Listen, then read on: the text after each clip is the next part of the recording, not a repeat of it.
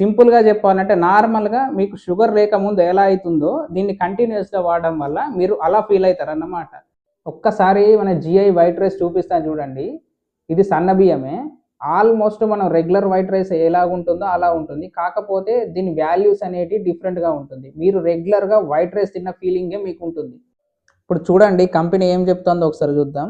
మన regular white రైస్‌లో అయితే జిఐ వాల్యూ అనేది 73, బ్రౌన్ రైస్‌లో అయితే జిఐ వాల్యూ అనేది 68, మైదాలో అయితే 71, వీట్ రోటీలో అయితే 62, కినోవాలో అయితే 53, మన బీఫ్యాచ్ లో జిఐ బీఫ్యాచ్ రైస్‌లో అయితే జిఐ వాల్యూ అనేది 52గా ఉంది.